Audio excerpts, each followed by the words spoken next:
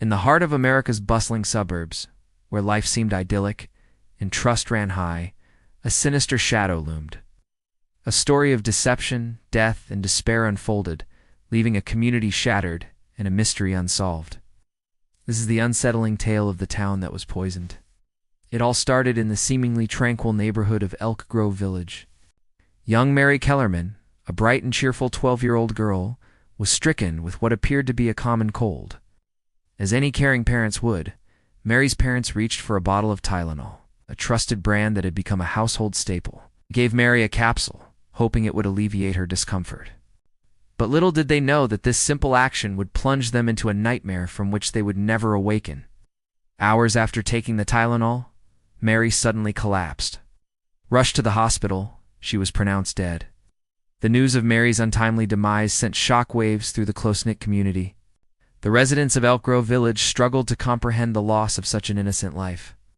But as the days passed, their bewilderment turned into terror.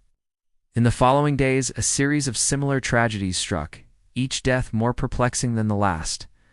Adam Janus, a 27-year-old postal worker, visited a local store to buy extra-strength Tylenol to treat a persistent headache.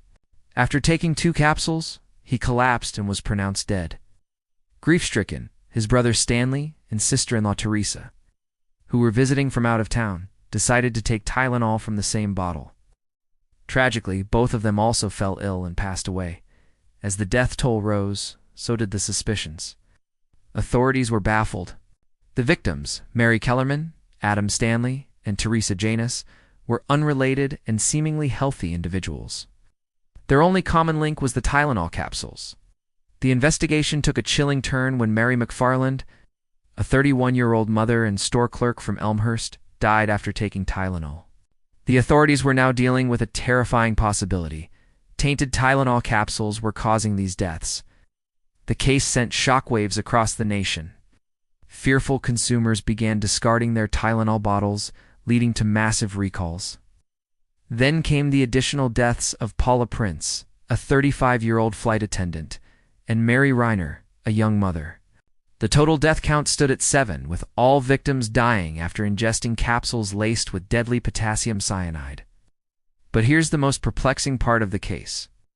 All these capsules came from different bottles of Tylenol, purchased at different stores in different suburbs. How could someone poison multiple bottles without being detected? The randomness of the locations suggested a calculated yet chaotic act, deepening the enigma surrounding the perpetrator's motive. Authorities pursued numerous leads, questioned countless individuals, and examined every piece of evidence meticulously. One of the first persons of interest was a man named Roger Arnold, an ex-convict with a background in chemistry, who lived near one of the crime scenes. Police discovered trace amounts of cyanide in his home, but he was eventually cleared due to a lack of evidence. Another intriguing lead pointed towards a disgruntled employee or copycat, but no concrete evidence supported this theory. Perhaps the most bizarre twist came from James Lewis, a known conman who wrote a letter to Johnson & Johnson, manufacturer of Tylenol, demanding $1 million to halt the killings. Lewis was convicted of extortion, but his connection, if any, to the actual poisoning remained a mystery. To this day, the case remains unsolved. The true identity and motive of the person or persons responsible for these heinous acts continue to elude investigators.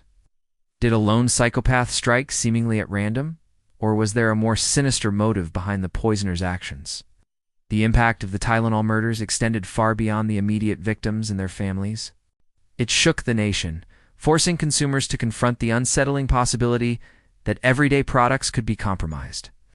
The case prompted major changes in product packaging and safety measures, forever altering the way we interact with the products we consume.